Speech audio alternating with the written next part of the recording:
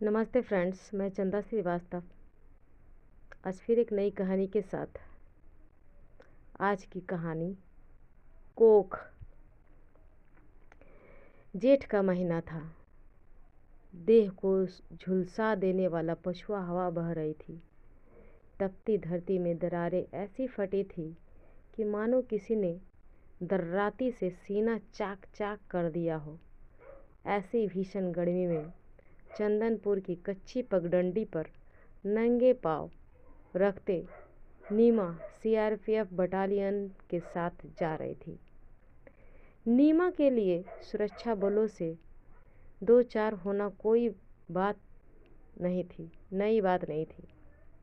जब भी इलाके में नक्सली हिंसा की कोई वारदात होती तो राज्य की सीमा पर तैनात सीआरपीएफ की बटालियन गांव में आ धमकती।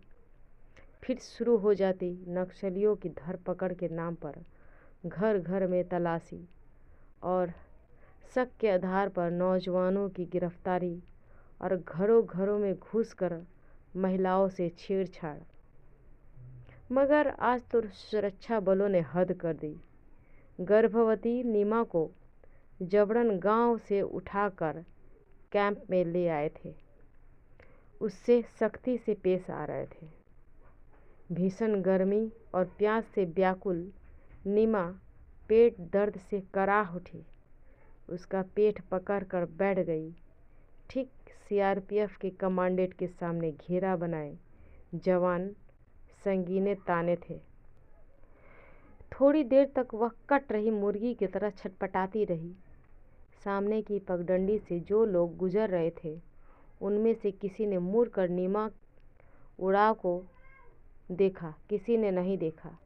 जिन लोगों ने देखा उन्हें दया आ गई, किंतु परिस्थिति की भयावहता के कारण कोई वहां रुकने का साहस नहीं जुटा सका। सबको अपनी अपनी सुरक्षा की चिंता पहले थी। बाद में स्थिति देखकर भले ही कोई दया माया दिखा जाए। इस वक्त नीमा असहाय बैठी थी। सामने ही चंदनपुर गांव था, बिल्कुल जंगल के मुहाने पर।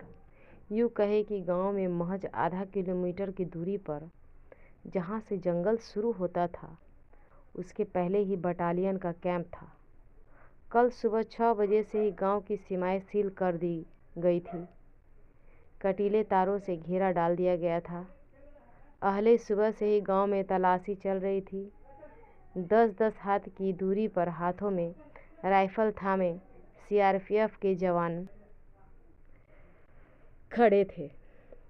भले ही उन लोगों ने अपने हाथ में राइफल थाम रखी थी, लेकिन उनके चेहरों में भय और आतंक रिस कर लगातार चू रहा था, क्योंकि 24 घंटे पहले ही सीआरपीएफ के 20 जवानों ने बारूदी सुरंग में परखच्चे उड़ गए थे।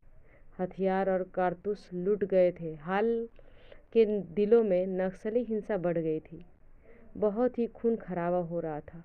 कोई भी सुरक्षित न था। इलाके में आतंक व्याप्त था। पेट दर्द से बुरी तरह से छटपटा रही नीमा ने स्वयं को किसी प्रकार संभालने की चेष्टा की।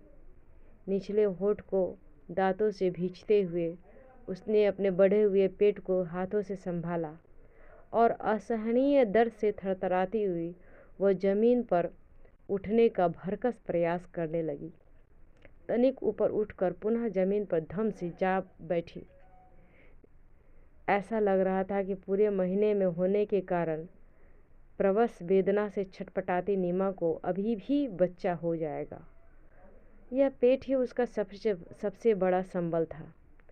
साथ ही साथ असहनीय वेदना एवं आतंक का कारण भी। एक वक्त तो उसे लगा कि कहीं दम ही न निकल जाए, पर बेहोश होते होते बची।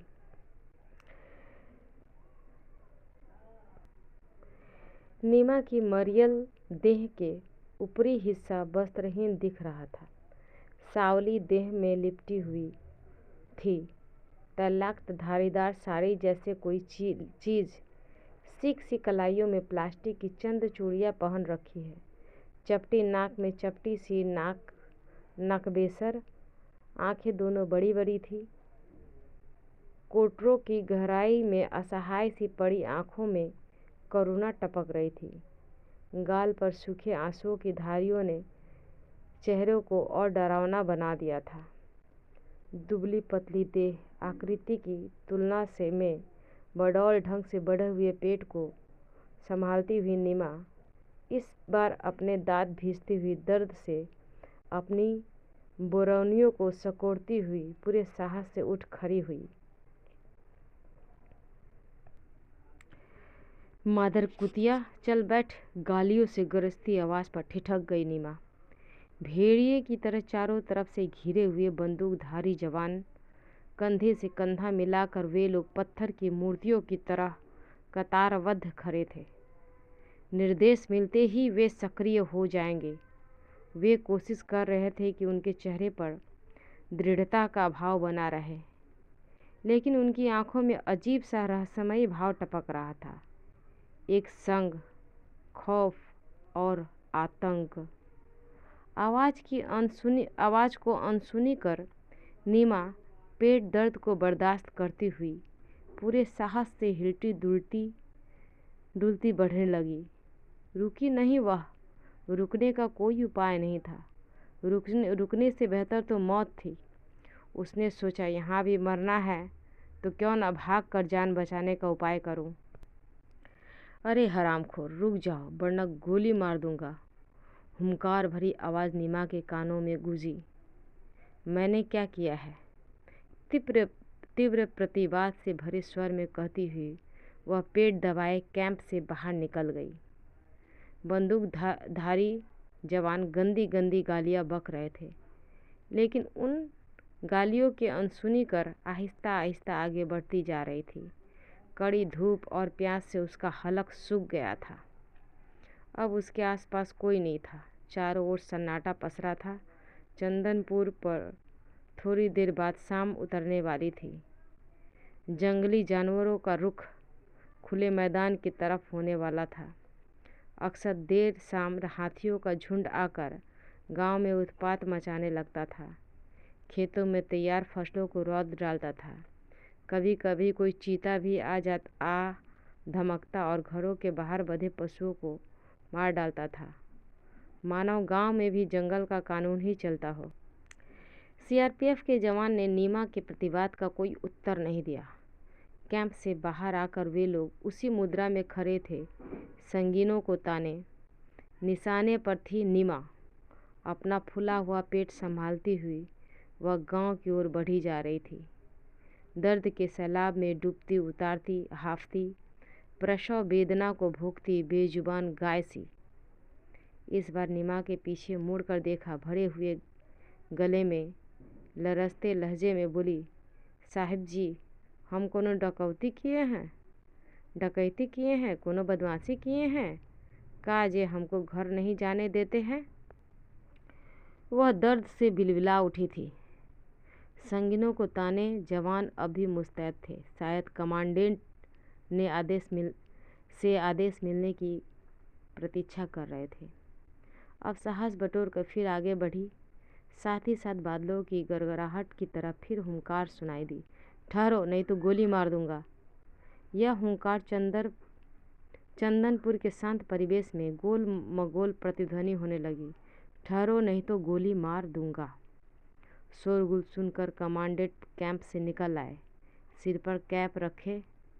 कैप हरे रंग की खाकी कमीज पैंट शौर्य प्रदर्शन एवं देश की रक्षा करने के गौरव को विज्ञापित करने के लिए सीना पर सतरंगा फीता और कई स्टार जैसे चमकते मेडल। इंद्रधनुषी आभा मंडल रंग गोरा था उनका। आंखें दोनों कांच की गोलियों की जैसी थी। निर्भय चेहरा और भेदीती निगाहें। वह नीमा की ओर बढ़ आए। उनके पीछे पीछे बॉडीगार्ड भी था। अपनी बाईं भौं को सिर की ओर चढ़ाते हुए एक बार उन्होंने जवान की ओर देखा।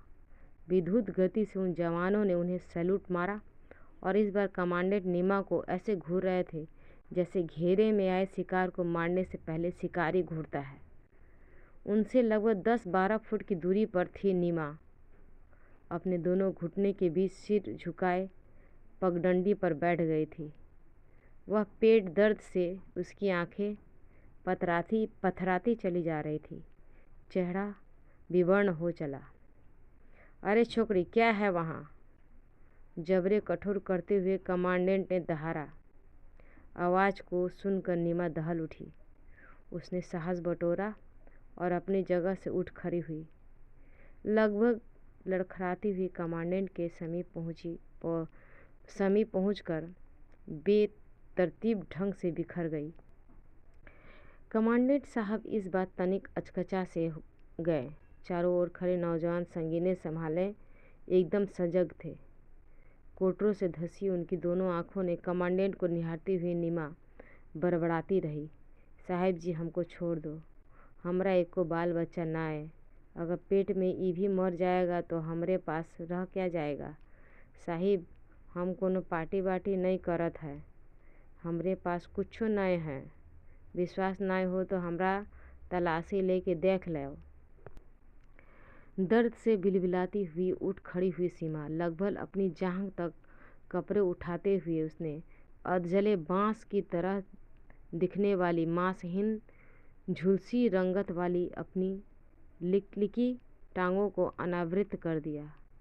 वह कपड़े को और भी ऊंचा उठाती चली जा रही थी, बेहद शिथिल गति से। लेकिन कमांडेंट साहब चिल्ला रहे थे, ऐ रुक। नीमा पत्थर सी मूरत बनी गई। चेहरे पर सिकन तक नहीं था। सीने के पास क्या है? अपने सीने से कपड़ा हटाती हुई बोली, हमारी छाती के अलावा और कुछ न है। कमांडेंट की निगाहें नीमा की नीचुकी पिचकी आकर्षहीन लिलजी छातियों पर से फिसल कर उसके बेतरह उभरे पेट पर जा टिकी। अपने उभरे पेट पर कमांडेंट की तीखी निगाहें के टिकते ही नीमा ने हाथों से अपने पेट को घेर लिया और मिमियाई, इसके भीतर तो खाली बच्चा है। हरमजादी कुतिया, पेट पर भात तो मिलता नहीं है, लेकिन पेट ठीक फुलवा लेती है। मारूंगा एक लात। बूट पहने लात जरूर उठाई कमांडेंट ने, लेकिन उसे नीमा के उभरे पेट पर चलाया नहीं। उनकी अपनी इज्जत है, अपनी इज्जत का अभिजात्य है। कमांडेंट ने उससे उल्टे सीधे कई प्रश्न किए। शाम ढल जाने के बाद नीमा को कमांडेंट से मुक्ति मिली। चंदनपुर में प्रवेश करने की अनुमति भी मिली। अपना नाम, अपने मर्द का नाम, पिता का नाम, गांव का नाम, मुखिया और सरपंच का नाम, कई नामों के जरिए परीक्षण के बाद मुक्ति मिली थी नीमा को। लेकिन पेट दर्द से नहीं, उसे अब भी टीस दे रहा था। चंदनपुर में शाम को घूमने फिरने की मनाही थी। आए दिन चंदनपुर की शाम को बुलेटों की आवाज़ सुना करती थी। दैत्याकार जंगलों में चित्कार गुजा करती थी। नीमा जल्दी जल्दी पाँव बढ़ाने की चेष्टा करने लगी। उमस भरी गर्मी की शाम में उसके चेहरे से टपक रही मोतियों सी चमकती पसीने की बूंदें जाड़े की ओस प्रतीत हो रही थी। वह थकान व प्यास से अब हांफने लगी थी। अब जब तक कि उत्तेजनापूर्ण परिस्थितियों में उत्पन्न हुए मानसिक एवं शारीरिक तनाव के कारण उसकी देह तपने लगी थी। विशालकाय पेट संभालती हुई वह तेज गति से बढ़ती जा रही थी।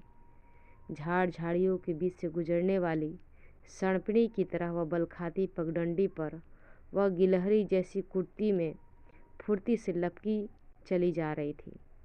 गहन अंधेरे में अपने सोचे समय से तनिक देरी वह पहुंची अपने घर। नन्ही सी फूल की झोपड़ी में टिमटिमाती हुई डिबरी जल रही थी। माहौल में धुएं की कुंडलियों के साथ साथ एक अजनबी सी तीव्र गंध मंडराती हुई फिर रही थी। कच्ची मिट्टी के फर्श पर लोग नंग धरंग अवस्था में बैठे थे। लोग सीमा के आने की प्रतीक्षा कर रहे थे। झोपड़ी में घुसते ही वह चैन की गहरी सांस लेती है और धम से बैठ गई। अपने हाथ पांव को शिथिल करते हुए वो बिखर सी गई थी। वह कमांडेंट की आवाज़ उसके कानों में अब भी बज रही थी।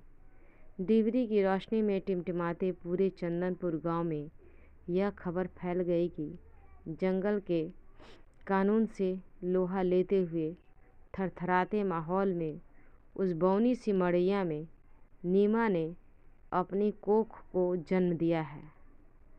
500 ग्राम RDX और ढेर सारा नक्सली साहित्य। मध्य रात्रि में CRPF कैंप में जबरदस्त विस्फोट हुआ। आग के शोलों में कैंप बदल गया। चंदनपुर के घरों में डरे सहमे लोग केवल चित्कार सुनते रहे। सुबह में कैंप की चहुं ओर लाशें बिखरी थी। CRPF के जवानों की लाशें। यह कहानी थी नीमा की कोख। कहानी अच्छी लगे तो चैनल को लाइक सब्सक्राइब अवश्य करें। धन्यवाद।